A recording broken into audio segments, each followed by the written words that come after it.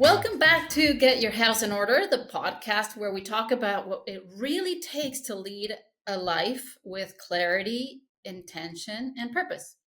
Today, we're going to start talking about something that every leader faces. It's a challenge, whether you're running a non for profit or a family business or a company. We know this too well. We're all victims of the same thing. We're being pulled in 100 different directions. We feel like we're just too busy. And although we do a lot of things, the day ends and you feel like you didn't really move forward and you're constantly reacting as opposed to leading. My guest today is Sarah Olivieri, the founder of PivotGround and creative of the Impact Method.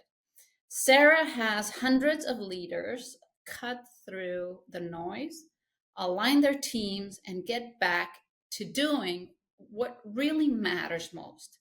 She's a best selling author and sought after speaker. She brings a rare mix of clarity and practicality that makes the complicated problems feel solvable. So, if you've been running on fumes, this conversation will give you the permission and the tools to finally stop spinning your wheels and get your house in order. Sarah, welcome. Oh, thank you so much. It is such a pleasure to be here. And I just resonate with your message so much because I've been in that place where of burnout and feeling like I wasn't getting stuff done. And we can talk about that. And now I'm in a place where people are often like, oh my God, I only work 16 hours a week and I'm very active in other parts of my life. I have a 12-year-old son who is wonderful, smart, has very hyperactive ADHD. He's also on the spectrum and has dyslexia and dysgraphia. So there's a lot of stuff that goes into being his parent. I'm also an active sailboat racer and I have aging parents and, all the other life stuff. And to feel like I can do all that without burning out is really amazing. Well, this is, I think, something we all need to hear and need to practice. And I think at the end of the day, it's only you who can decide to make the change. And I'm guilty of that. And there are days that I go very aware and grounded, but there are days that they're just catastrophic and you finish the day, you're just dragging your body through it and you question how much of what you did really moved the needle. So you've worked with leaders who are overwhelmed, burnt out, and constantly firefighting. I think that's the vast majority. What was the moment you realized leaders across the board, and not just in non-for-profits, needed a reset? Yeah. I think many people have experienced a burnout crisis moment, when they have reached that point where they're like, we can't go on like this. There's, famous business people you might read about like collapsing on their floor in their office of exhaustion. Hopefully you don't wait that long. For me, I've always been a high capacity person doing a lot. But I was in a marriage. I was not happy. And I literally found myself just not hard banging, but like gently pressing my forehead against the wall, being like, I just can't anymore. And, I remember that the wall was cold and it was kind of soothing and helped me center. And I was like, okay, you have to do something about that. So that was like this big pivot and it led to getting divorced. It led to enrolling in a business boot camp and started learning about delegating, which is really key. And ultimately, and I really have to give a big shout out to my mom for helping me learn this lesson quickly, came to this process of realizing that when you have a business, especially, you need to learn to delegate outcomes, those results, not just tasks. Like task delegation is like level one, but outcome delegation is where the magic really happens. And for me, with my mom, I went to this very unique little private school, independent school. It was teeny when I started there. There were 20 students. And over the years, the school ran into financial trouble. It wasn't growing. And my mom ended up taking it over. She had no background in leadership. But she has almost no ego. And she just didn't want the school to go away. So she volunteered to do it. And it was, lack of knowledge, but lack of ego led her to do this delegating outcomes. So instead of saying, we're going to do this and we're going to do that, she brought all the teachers together and had them figure out as a group what to do and really divide things up. And maybe it was because she didn't have training in those specific things. She's like, well, I'm not qualified. I'm going to have other people do it. But whatever the reason why, I had this example of not burning out, of actually delegating things. And so I took that on and I realized how so many business leaders and moms and just people in general, we put all this stuff on ourselves and we don't think there's another way, but there is another way. And doing that is the secret to not being burnt out and getting things done and not feeling like all your time is sucked into something you don't love. In my world, I find very often people say, "Well, I didn't plan a long time ago, and now it's too late." And you find people really white knuckling it and hanging on to something that clearly is not working for them because they haven't really moved the dial, and they're just suffering and working over time or over hours or over whatever, skipping things. But how do you tell in your world? I mean, in my world's financial, your world is more operational.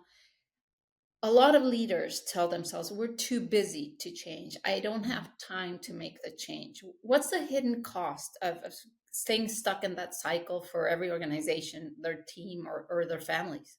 Yeah, the cost is you won't change and you will just live the rest of your life miserable. It's probably going to have dramatic financial consequences as well as physical and mental health consequences. If you don't love what you're doing, people are not going to, I love what I do and people feel that energy, right? And they want to work with me because it feels like it's going to be fun because I think it's fun. Same with, but when you have this kind of down energy about something, a stuck energy, you're going to attract fewer clients, you're going to attract fewer supports outside of your life. I said I'm, with my son and his educational needs, I'm always needing to get teachers and other people to kind of be on his team too. And I got to make that seem, enjoyable and worth it because it's a lot of work. And you can't bring that kind of energy and attention into your life when you're not happy. And so you do have to change.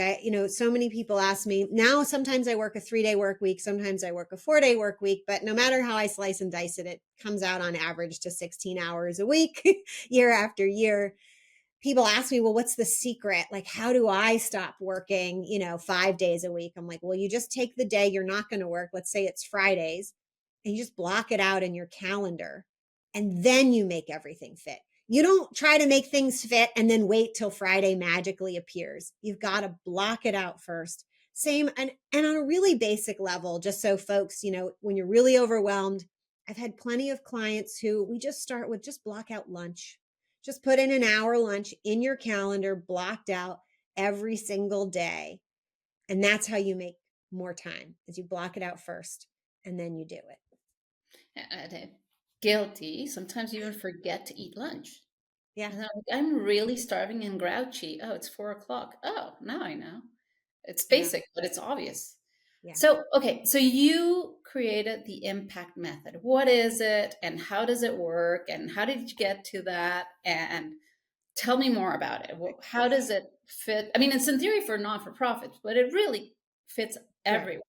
Yeah. Yeah. I created it for nonprofits because I found that in the for profit space, I started really studying business. So I had co-founded a non-for-profit. I'd been the first executive director of a corporately sponsored nonprofit. I'd been the deputy director of a nonprofit. I'd started a web development company, and then I had started a cafe and art supply store with my ex-husband, which I then turned into a cafe and co-working space. And after doing all that, I finally acknowledged to myself that maybe I was an entrepreneur. And I started studying business and I really just enjoyed studying it. And what I learned was there are a number of operating frameworks designed for for-profit businesses, but there weren't any for nonprofits, because all the for-profit ones had this assumption that you were trying to make a profit, right? It was like a built-in goal.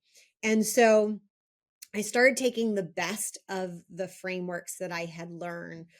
EOS is a popular one. If you've read the book Traction, Agile and Scrum, those kind of business processes that have come from the tech world, and a number of other people's thinkings. And I said, okay, here's kind of the best version that I can come up with without assuming that profit is our primary goal.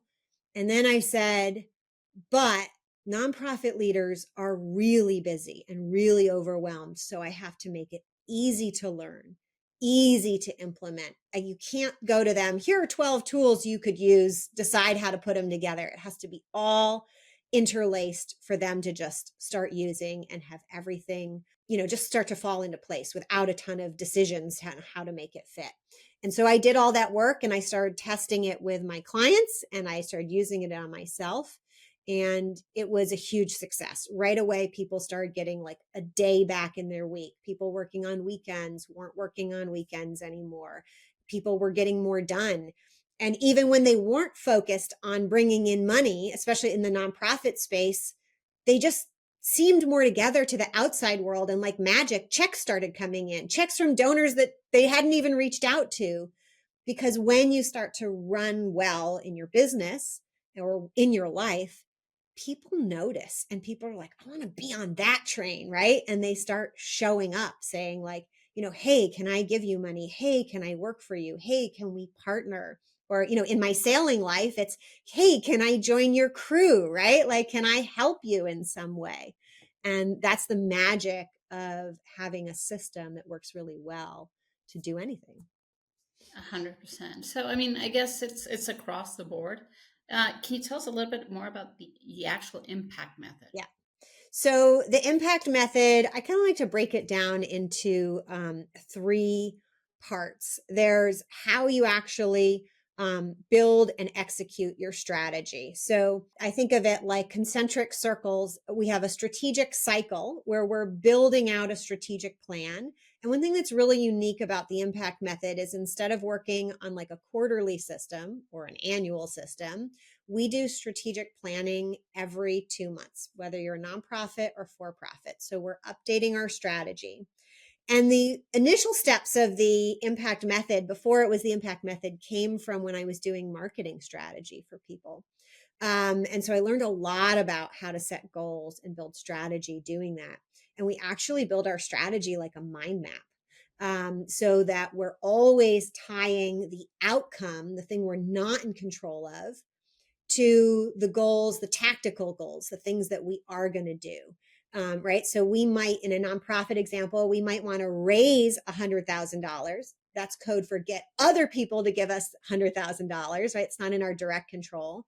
And a tactical goal might be start a major donor campaign or start a social media fundraising campaign. In the for-profit world, we might have a similar example. We want to increase our revenue, right? Well, are we going to focus on client lifetime value, or are we going to focus on launching and marketing a new product or changing the way we're marketing our products, right? So there's different ways we could go about it. So we need to have both those types of goals. So that's the strategic part. And then when we're not done just having a strategy, to me, it's not good if we don't have an action plan. So we take our goals, the things we want to try to achieve in the next 2 months, and then we break those down into 2-week sprints. So what are we going to do each 2 weeks of that 2-month period? And we build out a work plan 2 weeks at a time so that we're really thinking through what can be done. And there's so many benefits from doing that. So that's the strategic kind of action plan and action side. There's a capacity piece. So, with nonprofits, I started thinking about, everyone says they want more money in for-profit businesses too, right? They're like, we want more money, right? And in our personal lives, we want more money. And we think that the first step to having more capacity is having more money, but it's actually not. The first step to having more capacity is having great systems and processes and having alignment. And so in a business setting, that means a lot of people use core values. I teach guiding principles, which are the specific behaviors we want people to show up with and operate wherever they are in their work for our organization or our business. So we need a set of guiding principles that helps people be in alignment, and it helps them make decisions that are in alignment with us. It gives us an identity of who we are. We need some sort of mission. That's easy in the for-profit space usually. Nonprofits need a very clear mission, or they will, be all over the place. And we need one or two core beliefs. So something that we all believe is true that kind of gels us all together as a team of staff, as our clients, the people who buy our products, generally need to share a single belief, not a ton of beliefs. That's why I separate core values out and separate the decisions about behavior and beliefs. We don't need, as businesses, we don't need to have a ton of beliefs that we all agree on. That's like, unless we're forming a cult. So that's not necessary. So we've got the capacity piece, which is about being in alignment. We've got the strategy piece. And then we need this cycle that ties it all together. So that's doing the strategy every 2 months. It's doing I call it a sprint renewal meeting every 2 weeks. It's doing, we call it an issues meeting, where we identify bumps in the road every week, and taking 4 weeks of respite time in addition to our vacation time every year to just let our brains rejuvenate and get creative. How do you handle the guilt piece? Because I guess at some point everybody feels guilty that they're not working or not doing. That's such a good question. I'm so glad you asked that. So I think whenever we're going through a change process, some coaching and outside support goes a long way. And so some coaching tricks that I use with my clients to help them think through the guilt piece or the fear piece, and it all depends on, each person's unique thing that's tripping them up. One is when they have success with it. So when they start getting more results, they go, oh, well, I care about the results, right? I'll use a parenting example, right? I care about my son being happier. So if my actions now, doing less, help my son be happier, it's easier to let go of the guilt when you see it working and you realize that the old behavior was actually hurting. Another thing I like to do is, so there's this theory of, oftentimes when we think about improving, we think about leveling up our best, right? Like our best income month. Can we get it a little higher, right? But there's another way to improve that comes with less challenging emotions, which is making your worst less bad. So if we could just take our worst income month and make it 20% less bad, it's actually the same level of improvement over time, but it's a lot easier to make your worst 20% better than it is to take your best and make that 20% better. So it's tactically easier, and it's psychologically easier too. Less daunting, I guess. Yeah, it's less daunting, and it comes with less judgment, right? Because we have put a lot of judgment around our best performance. We don't usually put a lot of judgment on our worst performance. And everything you say sounds like everybody needs a team to do this. And I'm a firm believer of having a team. I would be dead in the water if I didn't have my team. Everybody contributes something to the mission and where we're headed. But I also know that boards, teams, and alignment, they can be either your biggest asset or your biggest frustration. So how do you help leaders turn those relationships into strengths rather than battles? Yeah. So going back to the capacity piece and the impact method, if we're talking in a business context, you have to define those guiding principles.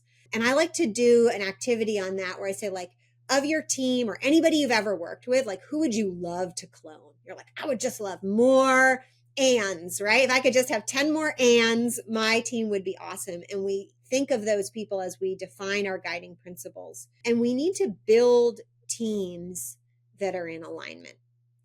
It's not, in my book, it's not okay. Like, if someone isn't already basically mostly in alignment with your guiding principles, it's not our jobs or an effective move to try to make them be somebody that they aren't, right? And so we need to realize that for us, being out of alignment, having team members who are out of alignment hurts us. And from that, that guilt question, we also need to recognize that it's hurting them too. We're both out of a misalignment isn't like I'm good, they're bad. It's missing the mark for both of us. So we need to we could say letting them go or fire them, or as I like to say, roll out the red carpet and free them to pursue something that is going to feel really good for them. And I have a whole process that's too long to get into today around letting people go compassionately, which is usually giving them the opportunity to bow out, rather than the whole kind of firing situation. And almost every time, I can't even think of an example that didn't work out like this, that the person who's being let go expresses gratitude and relief. Oh, I can think of one example where someone was grumpy and verbally at first, but then left peacefully. So it's really important that we don't think, how do I change my team members to be in alignment? But you think about, which ones do I need to free? And then how do I go through a process where I replace them with someone who is going to be in alignment? Once you have a team that's aligned, the next step is we're just talking about filling skill gaps. And that's much easier to solve. In a world where there's a shortage of, I don't understand what's going on, because everybody says they want a job, but then everybody who's hiring says they can't find talent. So I want to Mm. figure that out. Yeah. I hear that a lot. And I often find the experience my clients are having is different than what people are saying. Like I hear people saying, oh, it's really hard to hire right now. But I've recently been helping clients hire, and they've had plenty of candidates and options, and have each made hires that they're really happy with, on both ends. So I think there's the larger trend, but then it's like, do you really have a stellar hiring process? Do you know how to think about, well, we can go into hiring a little bit, but do you keep a list of who you'd love to hire continually? Do you have a way of putting out job posts that are more like ads that really attract the right people and repel the wrong people? Do you have a process that treats people really well from day one, right? Because if you don't want to burn bridges in your hiring process. You want it to feel good to the right people. And then do you have a way of onboarding them that leads to success? Or did you even set out to hire for the right thing in the first place? Yeah, it's I found that that's been the I don't know if the biggest challenge, but one of the challenges along the way, because you have the vision, you sell the vision, you tell people where you want to go, and it sounds very attractive. Everybody wants to join, but when it comes to delivering what they have to deliver, you realize that it's not happening. Yeah. I find, there are, I would like to talk about heads rolls and hands rolls. I learned that from fantastic brain, Shelby Larson. And heads rolls are those leadership roles. I like to say they're the people who are comfortable taking ownership or accountability of something they don't have direct control over. And that takes a certain amount of experience, risk tolerance, expertise, maturity, to be comfortable with that, because you don't have direct control over it, right? So it's kind of scary. And then there are those folks who'd much rather just be in a pure hands role. They're like, give me a task and I'll do it, but please don't make me own an outcome, right? That makes them very nervous. And so if we're looking for more heads to fill heads roles, or leadership positions, we need to be attracting and scanning for people who are comfortable with owning an outcome. So if you had a magic wand and you could hit everyone with that wand, what kind of advice would you tell people who are burnt out and who are really truly at wits end, balance sheet not happy? How can you Yeah. push them out of that? Be intentional. And every time you hear yourself in your head say, I should do something or I have to do something, that my magic wand would make a little flag go up in your brain that would ask you to intentionally reevaluate why. Why should you? Why have you?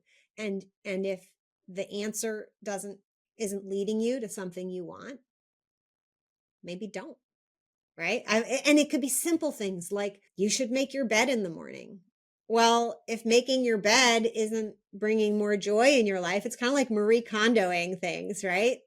Maybe don't, because maybe there's almost no consequences to you not making your bed. Maybe that was just like a little rule that got programmed in your head growing up. Or maybe it brings a lot of value. For me, I love having my bed made every day because I have very sensitive skin and I don't like wrinkles in my sheets because it makes me feel uncomfortable when I'm sleeping.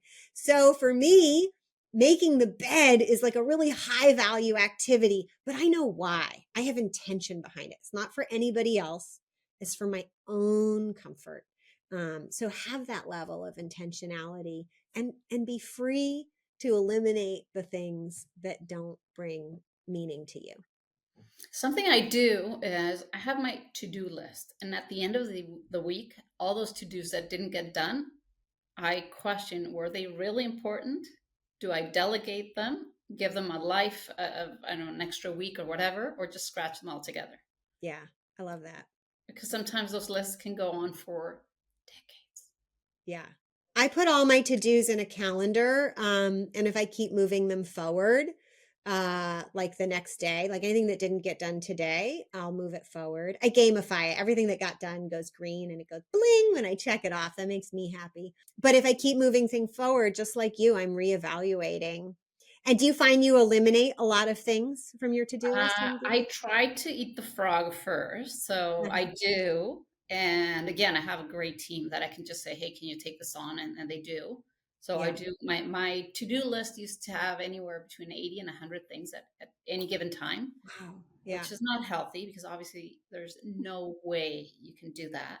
And learning from Dan Sullivan, who said, "Listen, if you do 3 things a day times 365, you're at 1,000 things, right? It's not bad. Now Yeah. they have to be intentional, they have to be meaningful, they have to, right? So, To be and the what I right do is I thing. have Mhm. 3 personal and 3 business, Mm. and then take it from there. And sometimes there are days that I get 10 done, and there are days that I get 2 done. Uh, Mhm. but I'm trying to be really, really military about exercise, and I just find that that's when my better ideas come out. If you're just in front of a desk trying to get things done, there's a point where everything sounds boring and everybody starts sounding done. And when everybody sounds done, that means you're tired and Yeah. it's time to switch. Yeah. Yeah. I think that's such great method. And that mode of trying to get things done, that's not a high efficiency mode. That's not a high impact mode. High impact mode is having ideas, learning a new skill, being in flow, actually getting things done, like a Yoda, like don't try, just do. Like if you're doing and it feels good, great. If you're trying to do and that feels bad, I always think like that's a message from your brain or your body. If you're avoiding it or if it feels bad, that's a message that says either you're not doing the right thing, maybe you shouldn't be doing it, right? Like you mentioned delegating, maybe it doesn't need to get done at all. And at the end of this whole thing, only you could do it. The same way in my world, people say, I need to plan, I need to do this. I don't know where I don't have this, or I'm missing that, or I didn't plan for this, or I don't know where things are at.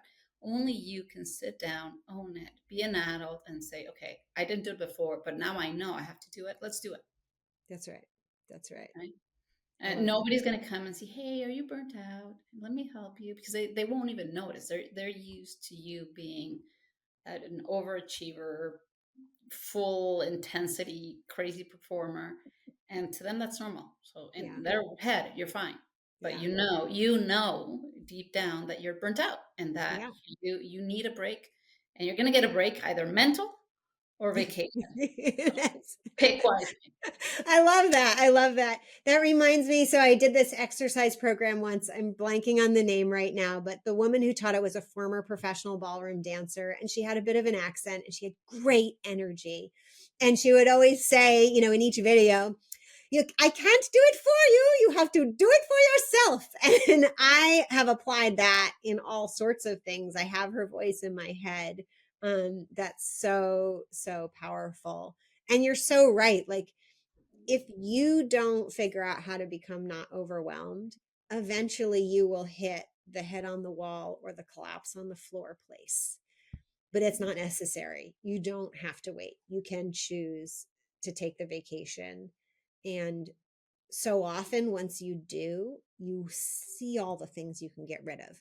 You don't get rid of, like, to go back to what we were saying before, you don't get rid of the things and then finally get to take a vacation. Take the vacation now, and it will reveal all the things, not maybe not everything, but it will reveal a lot of the things that aren't really important. And then the other factor I'm coming to a conclusion is our perennial rescuer. We Hmm. can do it all. I can help everyone. And where do you leave yourself first, right? Yeah. Yeah. So much of my own process in getting divorced was and being burnt out and unhappy is I finally started saying to myself, as you know, I think you clearly, and probably many of your listeners are what I call like high capacity people. Like, the amount you can take on is a lot. It's impressive, I bet, for all of you out there. But the theme that I adopted was, just because I can doesn't mean I should. And that's what being intentional sounds like for a high capacity person. So let's get practical for Okay. someone listening right now and that we know running on fumes. What's the one thing she should do or can do this week to finally start getting their house, their mental and environmental house in order? Go lie down on the couch and watch a bunch of TV or whatever your version of just chilling out is. And do it for a day, 2 days, maybe even 3 days, until you feel your body start to regulate, until you start to feel your body come out of stress mode. Now, I know you're going, but Sarah, It's Monday. I I'll do it gotta do tomorrow. this and I gotta do that. And da, da, da, da. You still may have to do the life or death things. You still may have to take your child to school, but you will be surprised how many things you ignore will not cause anything to blow up or anybody to die. Now, maybe you're a neurosurgeon and you got some life saving surgeries, but I guarantee, apart, from that like literal life or death scenario, you can go a whole week without checking your email.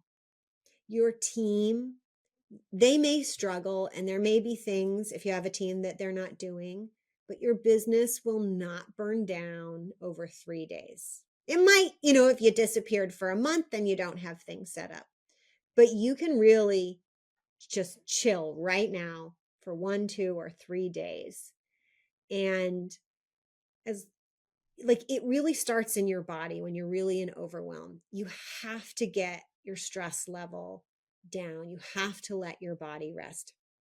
And every time I have done this, and it really, and I want it, like, I'm stressing multiple days because so often we lie to ourselves. I just need a couple hours. I just need a nap. I just need to sleep better tonight. I just need one day off. But that's not reality. Is you often need a couple days if you're really burned out.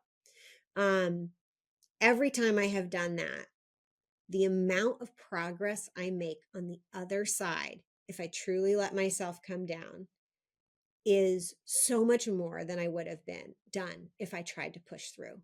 Pushing through doesn't actually work. It's just pushing. It's not really pushing through.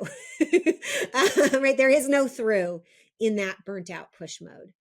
And so it is better to just stop for a couple days. So that is my hard to swallow, but will really work advice for those of you really burnt out. So this year I went away for a week a couple of weeks ago, and I know that the last week of August, my world just goes dormant. Everybody's finishing cottage season, closing cottages, or getting ready to end summer, getting kids off to school, or buying uniforms or buying school supplies. The last week of August, nobody wants to plan.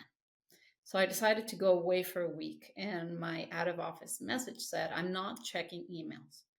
If your email is urgent, please reply and add, team members, depending on what it was, with the word urgent, and it will be addressed.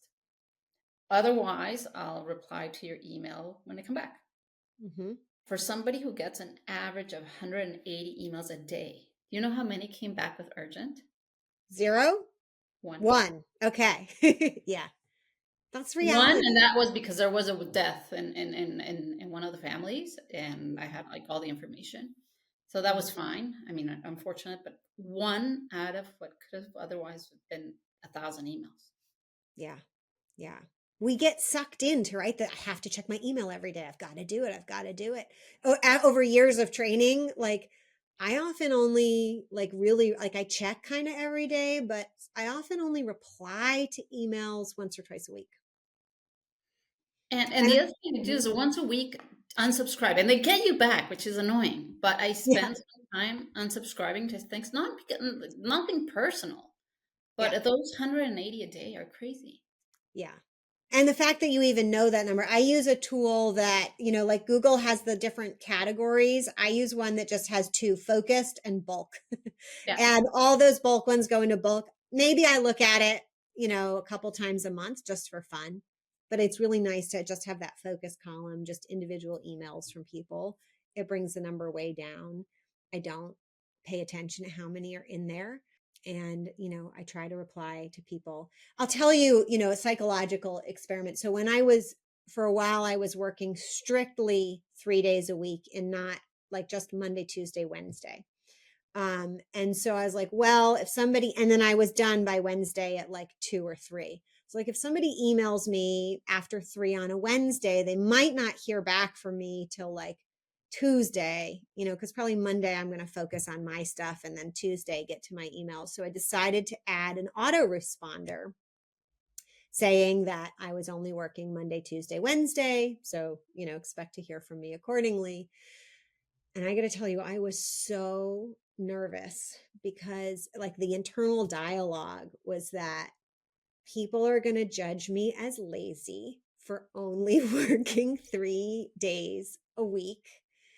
And I'm so scared to tell them that I'm doing this.